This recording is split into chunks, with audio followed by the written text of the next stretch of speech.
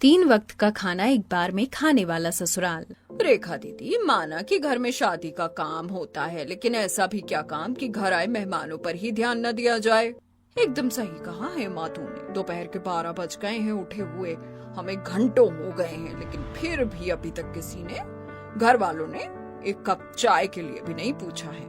बस बहुत हो गया, अब मुझसे नहीं रुका जा रहा है। भले ही ये मेरे घर वाले मुझे बेशर्म समझे, लेकिन अब तो मैं जाकर बोल ही रही हूँ कि कुछ खाने को दो। उसके बाद ही अब माधव की मेहंदी की तैयारी आगे को बढ़ेगी। हेमा ऐसे बोलकर अपनी भाभी शालिनी के पास आ गई। क्या बात है दीदी, कुछ परेशान लग रही हो?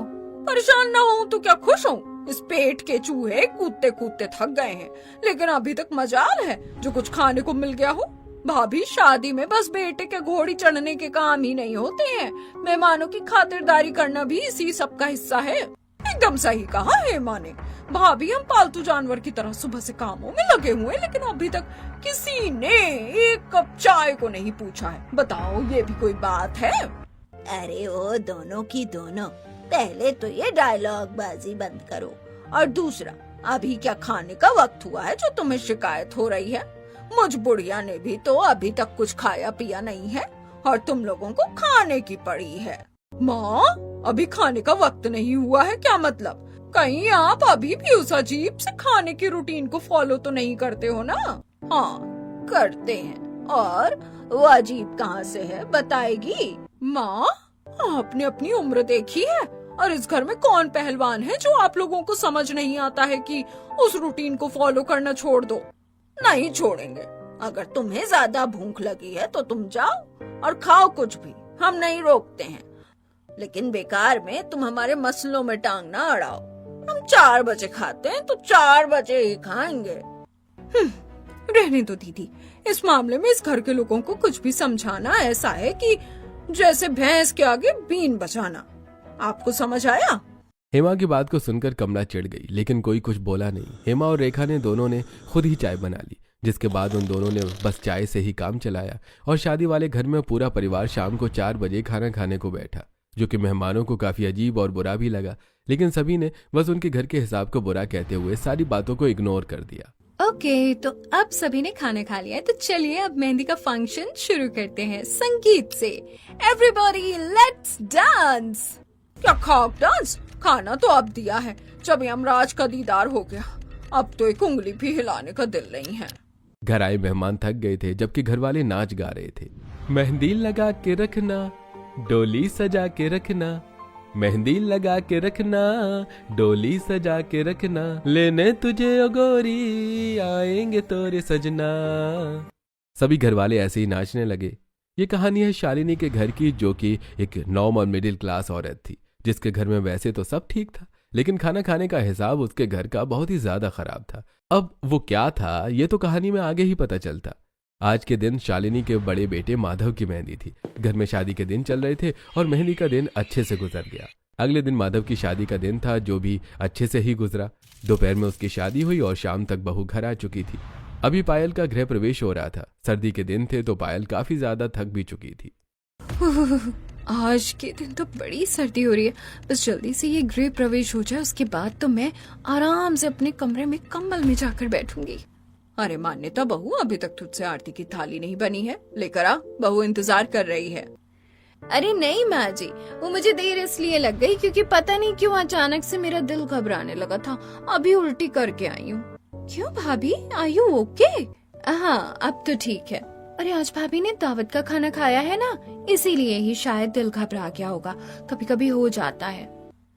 हाँ चलो, अब सभी यहाँ न डॉक्टरी की किताब नहीं खोलो, हो जाता है कभी कभी ऐसा, इसमें इतना हवा बनाने की जरूरत नहीं है। बहू बाहर खड़ी हुई है, कोई अकल तमीज है तुम्हारे अंदर? जाकर उसका जल्दी से गृह प्रवेश करवाओ। कमला की बात को सुनकर सभी जल्दी से अलर्ट हो गए और पायल का गृह प्रवेश हुआ। हमेशा की तरह आज भी घर वालों ने खाना 4 बजे ही खाया था, जिसकी वजह से उनकी कोई मंशा नहीं थी कि वो लोग अभी भी खाना खाएं। लेकिन पायल को भूख लगी थी। अपने गृह प्रवेश वगैरह के बाद पायल अपने कमरे में चली गई। बाहर तो ऐसी सर्दी पड़ रही है कि सांस भी ना आए, और इस घर में देखो हीटर चल रहे हैं, तो पता भी नहीं चल रहा है कि सर्दी है या गर्मी। अब सर्दी नहीं लग रही है तो भूख लग रही है, पता नहीं मेरे घर वालों को कब सुध होगी कि वो नई बहू को कुछ खिला पिला दे। मेरी तो भूख से आते भी आवाज लगा रही है। पायल को लगा था कि अब उसके लिए कमरे में ही खाना आएगा, लेकिन पायल को क्या पता था कि उसके घर वाले कोई खाना ना तो खाने वाले थे और ना ही उसे कुछ खिलाने वाले थे। काफी देर पायल ने इंतजार किया, रात हो गई लेकिन खाना नहीं आया।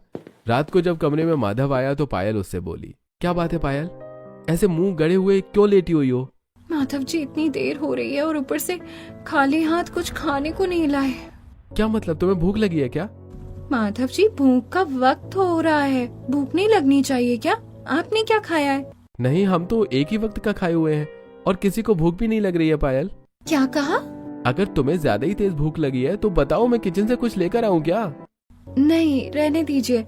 जब किसी ने कुछ खाया ही नहीं है तो मैं क्यों खाऊं? मुझे ही फिर सबसे बड़ी भुक्कड़ समझा जाएगा।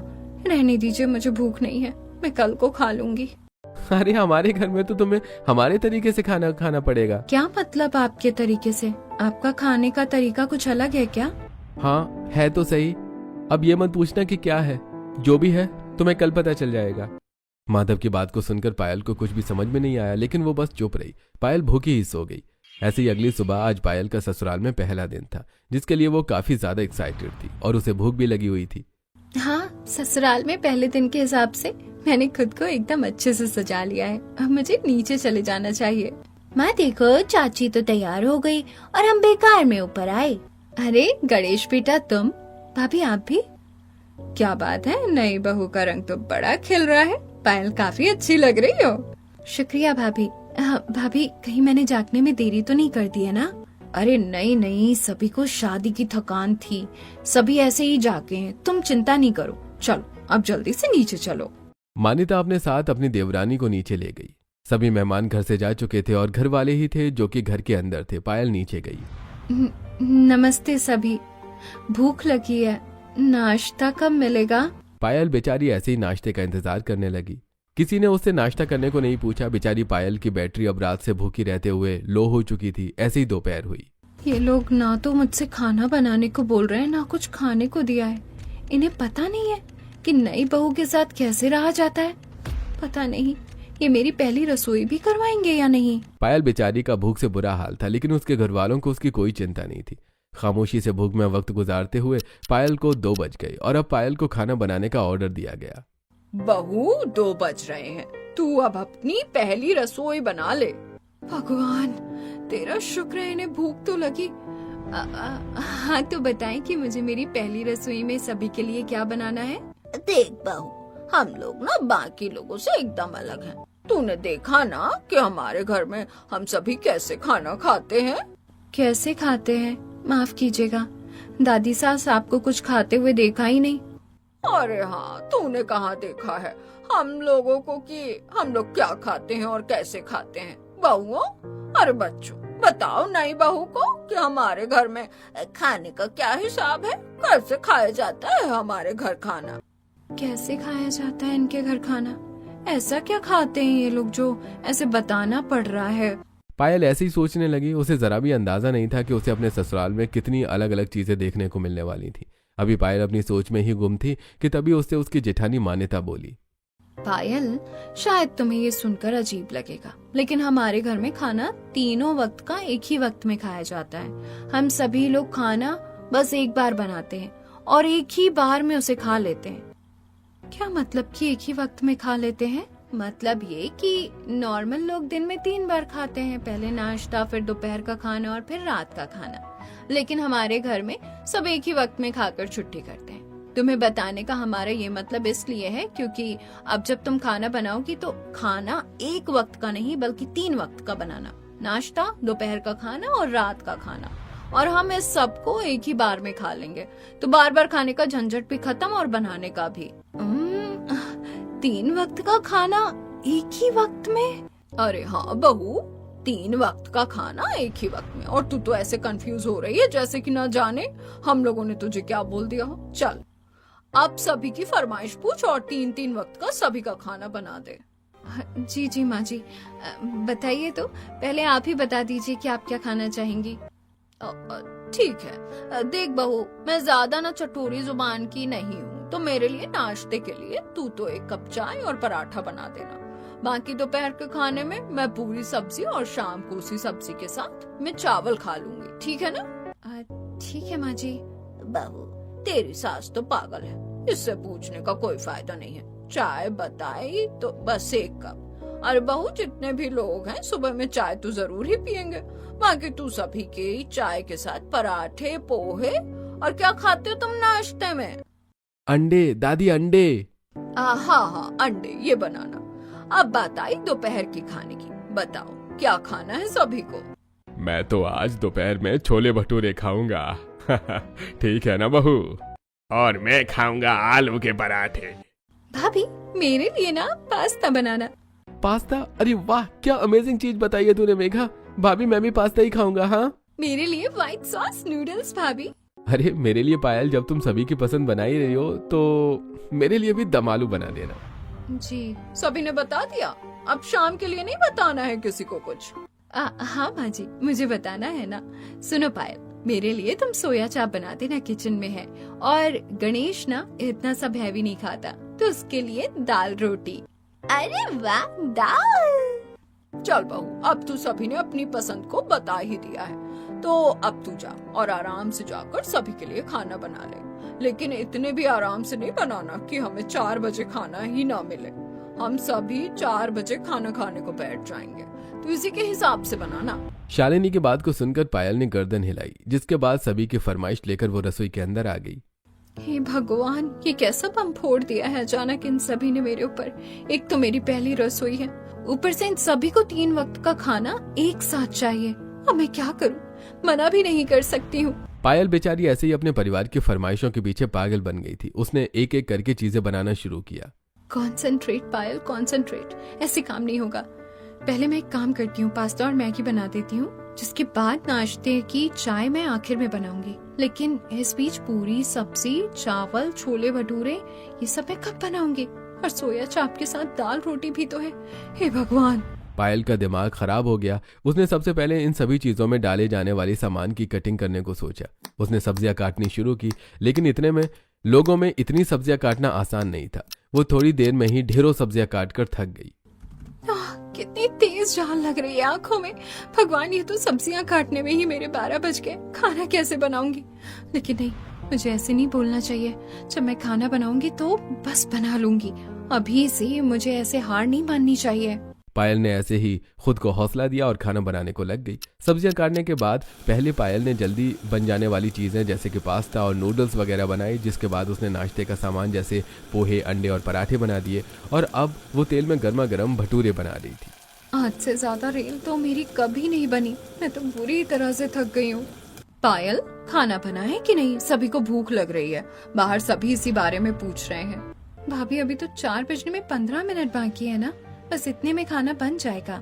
पायल की बात को सुनकर मान्यता रसोई में चली गई। इतना खाना बनाते बनाते पायल हाल से बेहाल हो गई थी, लेकिन 4 बजने तक उसने सभी की फरमाइश का खाना बना दिया और अब बारी थी उसे लगाने की। ये लीजिए। ये क्या? ये तो पूरी सब्जी है। मैंने तो छोले भटूरे बनवाए थे। बहू, कहाँ है मेरा खाना? बाबा, मैं लेकर आ रही हूँ। आप देख तो रहे हैं ना कि मैं ला ही रही हूँ। बहू, पहले तो मेरा बताया हुआ खाना ला दे, मुझे तो बड़ी ही भूख लगी है। भाभी, मुझे भी बहुत जोरों से भूख लग रही है। आप पहले मेरा ला दो। हमारा भी खाना अभी तक नहीं आया है। हे भगवान, ये सभी लोग पागल हैं क्या? दिखाई दे रहा है कि मैं एक एक करके सभी के लिए खाना लेकर जा रही हूँ, लेकिन फिर भी ये लोग ऐसी बातें कर रहे हैं। पायल बेचारी को खाना लगाने में ही उसके परिवार वालों ने परेशान कर दिया था। परेशान होते हुए ही उसने सभी का खाना एक एक करके लाकर दे दिया और ऐसे ही दिक्कत उसे खाना खिलवाने में बनी। अरे मैं तो पहले पराठे खाऊंगा चाय के साथ। बहू, ला चाय दे। जी पापा जी, देती हूँ। भाभी, मेरा पास्ता दे दो। मैंने तो नाश्ता कर लिया, अब मैं अपना लंच कर लेती हूँ। हाँ मेघा, बस अभी देती हूँ। भाभी, मुझे भी चाय देना। हे भगवान, अपने परिवार वालों को खाना खिलवा रही हूँ और लग रहा है कि मैं क्रिकेट की फील्डिंग कर रही हूँ सच में। भाभी, ओ भाभी, कहाँ गुम हो? पानी तो देना। हाँ, देती हूँ, ये लो। पायल बेचारी ने ऐसे ही कैसे कैसे शादी के पहले दिन अपने ससुराल वालों को हैंडल किया, लेकिन अब उसे ये चिंता सता रही थी कि वो उन सभी के साथ अपनी पूरी जिंदगी को कैसे गुजारेगी। ऐसे ही सिलसिला जारी रहा और अब पायल की शादी हुए 1 हफ्ता गुजर गया था। इस एक हफ्ते में पायल की शादी की सभी रस्में भी हो गई थी और साथ ही साथ पायल अपने घर वालों की आदतों के बारे में भी बहुत ही अच्छे से जान गई थी। इस पूरे हफ्ते पायल ने ऐसे ही रोजाना एक ही वक्त में 3-3 वक्तों का खाना बनाया था और उसके ससुराल वालों ने हफ्सियों की तरह उसे खाया था। ऐसे ही सिलसिला जारी था और आज के दिन थक गई रे। सभी के राजमा चावल, कढ़ी चावल, चाय, पराठे, पोहे, अंडे, दाल मखनी, बटर नान और आलू गोभी के साथ रोटी ने तो मुझे बुरे तरीके से थका दिया है। भाभी बहुत जोरों से भूख लगी है, खाना बन गया है क्या? हाँ देवर जी बन गया है, बैठिए मैं लगाती हूँ। पायल ने एक एक करके सारा खाना लगा दिया। सभी घर वाले भी खाने को बैठ गए और हमेशा की तरह वो खाने को बेसब्री के साथ खाने लगे। पायल उन्हें देखकर बस हैरानी में ही रह जाती थी। हे भगवान, ये इतना सारा खाना एक ही वक्त में कैसे भूखों की तरह खाते हैं? मुझे तो देखकर ही हैरत होती है। वाह भाभी, आपने तो बहुत ही स्वादिष्ट राजमा चावल बनाए हैं। सच में खाने के बाद तो मजा ही आ गया। अच्छा आस्था, ऐसे नहीं, जरा आराम आराम से खाओ। क्या है ना, एक ही साथ इतना खाते हो तो ठीक नहीं होता है। क्या है बहू, क्या दिक्कत है तेरी? मेरी बच्ची है, खाने दे, जैसे भी खाए, तुझे क्या फर्क पड़ रहा है? ये कैसे भी खाए, तू तो कुछ खाती नहीं है, एक वक्त खाती है, वो भी इतना कम। अब क्या हम क्या खाएं भी ना? हाँ मुझे क्या फर्क पड़ेगा, मैं तो जैसे ये सब देख ही नहीं रही हूँ और मेरी परवाह नहीं है तो अपनी तो करो। पायल को बस अपने परिवार को देखकर हैरानी ही होती थी। आज भी उसने हैरानी से ही सभी को देखा और खाना खाने के बाद उसने खाने के बर्तनों को समेटना शुरू किया। या तो इतना खाना बना दो या इतने खाने को बनाने के बाद जो फैलाया उसे समेट दो। खाना बनाना जितना मुश्किल है, बाद में बर्तनों को धोना उतना ही कठिन। चलो माना कि घर में सर्दी का पता नहीं चलता है, हीटर जो चलते रहते हैं, लेकिन बर्तन धोने में तो खूब पता चलता है। पानी का काम सर्दी में भारी ही पड़ता है। पायल ऐसे ही खुद से ही बोलने लगी। इतना कुछ बनाने और खिलाने के बाद पायल के लिए रसोई को समेटने और बर्तन धोने का काम ही बहुत ज्यादा हो जाता था, जिसको वो बेचारी बस अपना मन मार कर ही लेती थी। आज भी पायल ढेरों बर्तन साफ करती है। ओए वाह, कितना ठंडा पानी है। मुझे तो बहुत ही ज्यादा सर्दी लग रही है इस पानी में हाथ धोने से। लेकिन क्या करूं, इतना जो ये बर्तन का फैलाव है, इसको तो धोने से ही साफ कर पाऊंगी ना मैं। चल पायल, शुरू हो जा। पायल को सर्दी लग रही थी, लेकिन फिर भी उसने हार नहीं मानी और वो बर्तन धोने को लग गई। बर्तन काफी ज्यादा थे। लगभग 1 घंटे के बाद वो बर्तन धोकर वहां से हटी और फिर पायल के अंदर कुछ और करने की जान नहीं थी। जैसे ही वो बाहर आई तो उसने देखा कि उसकी जेठानी मान्यता कहीं गणेश को लेकर बड़ी जल्दी में जा रही थी। अरे पायल, पता नहीं जब से गणेश ने खाना खाया है तभी से उसके पेट में दर्द है और अब तो उसे जरा सी देर में ही 3 उल्टी भी आ गई। मैं उसे लेकर जा रही हूँ। आज हो सके तो मेरे हिस्से का काम भी तुम ही कर देना, ठीक है ना? खुद तो पागल है ही, पता नहीं बच्चे को क्यों इस पागलपन का हिस्सा बनाया हुआ है। बच्चे को भी दिन में एक ही बार खाने को देते हैं तो उसके पाचन तंत्र पर असर तो पड़ेगा ही ना। अकेले में खुद से ही क्या बड़बड़ा रही हो बहू? क्या कहा? नहीं नहीं, कुछ भी नहीं, कुछ भी तो नहीं। वैसे माँ जी, मैं ये सोच रही थी कि ये एक ही वक्त में खाना खा लेने का हिसाब सही नहीं है, तो इसको। बस बहू, हमें कोई ज्ञान नहीं चाहिए। हम लोग जैसे खाना खाते हैं ना, हम वैसे ही खाएंगे। तो समझाने का कोई फायदा नहीं है, समझ आया?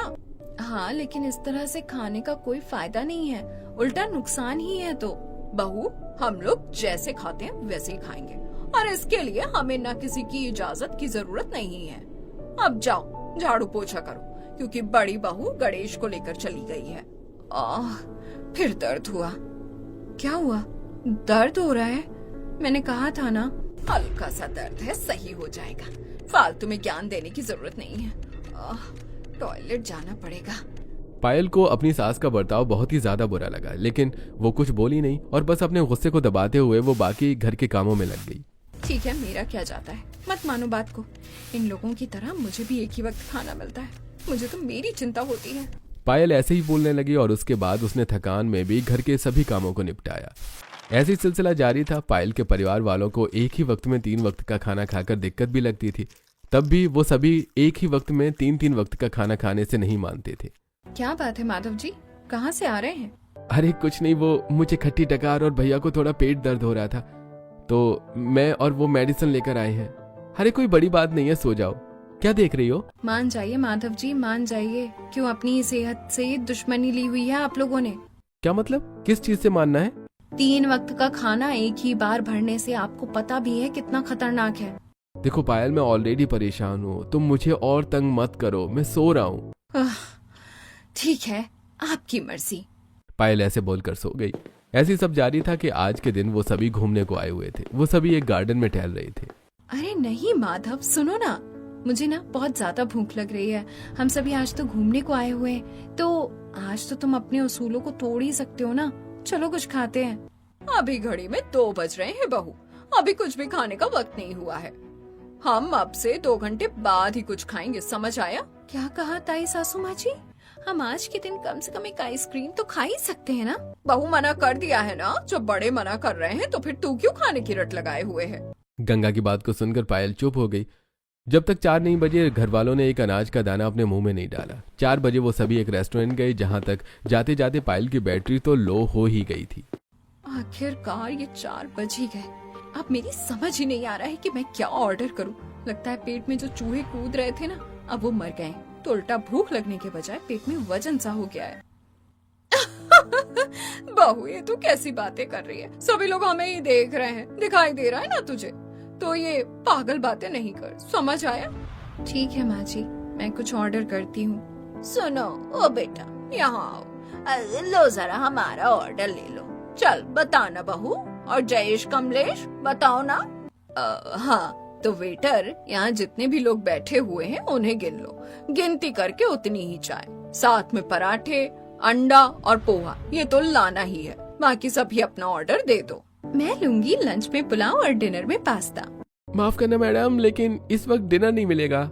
हम लंच डिनर ब्रेकफास्ट एक ही साथ करते हैं, इसलिए तू दिमाग को मत हिला और जो बोला है ना वो चीजें ला कर दे। कमला की बात को सुनकर वेटर बस हैरानी में रह गया। पूरे परिवार ने खूब लंबा चौड़ा ऑर्डर किया, जिसके बाद वेटर उनका खाना लेकर आया और परिवार ने उसको खाना शुरू किया। वो सभी आज भी हफ्सियों की तरह ही खा रहे थे, जिसकी वजह से आसपास के लोग उन सभी को देखने लगे और उन पर हंसने लगे। पायल को ये सब बड़ा ही शर्मिंदगी से भरपूर लग रहा था। अभी तुम मुझे घूर रही थी, अब इन लोगों को दिखाई नहीं दे रहा है क्या कि ये किस तरह से खाना खा रहे हैं और सभी के सभी इन्हें कैसे देख रहे हैं? सभी के हंसने की वजह से पायल से कुछ नहीं खाया जा रहा था। अभी वो सभी हव्वों की तरह खा ही रहे थे कि तभी अचानक से पायल के ससुर कमलेश को अपने सीने में दर्द महसूस हुआ। अजी, मक्का की रोटी और सरसों का साग चखिए, कितना अच्छा लग रहा है। अरे कमलेश जी, कमलेश जी, क्या हुआ? ऐसे सीने को क्यों पकड़े हुए बैठे हो कमलेश जी? अरे शालिनी, अरे लगता है मेरा वक्त अब करीब है। अरे अलविदा शालिनी, मेरे बच्चों। शालिनी की कमलेश की बातें सुनकर चीख निकल गई। बस फिर क्या था, एकदम से पूरा परिवार अलर्ट हो गया और कमलेश को जल्दी से डॉक्टर के यहाँ लेकर जाया गया। हॉस्पिटल में जाते ही डॉक्टर ने कमलेश को एडमिट किया। देखिए, घबराने वाली कोई बात नहीं है, और है भी। इनके सीने पर गैस चली गई थी, जिसकी वजह से इन्हें लगा कि इन्हें दिल की कोई परेशानी हुई है, लेकिन वो असल में गैस थी। लेकिन सोचने की बात यह है कि इतनी खतरनाक गैस बनी कैसे? मैं बताती हूँ डॉक्टर, इन सभी घर वालों का ना जाने क्या मानना है, लेकिन ये लोग कभी भी दिन में 3 वक्त का खाना नहीं खाते हैं, बल्कि 3 वक्त का एक ही वक्त में खाते हैं। क्या 3 वक्त का खाना एक ही वक्त में? वो क्यों और कैसे? पायल ने महेश को पूरी बात बताई, जिसके बाद महेश ने उन सभी को बहुत डांटा। देखिए, मरने वाले काम तो आप लोग खुद ही कर रहे हैं, और दोष किस्मत को। इस तरह से एक वक्त खाना खाना जरा भी सुरक्षित नहीं है, और वो भी इतना। पता भी है कि इससे सेहत पर कितना बुरा फर्क पड़ सकता है। महेश ने पूरे परिवार को समझाया, जिसके बाद शालिनी ने माफी मांगी।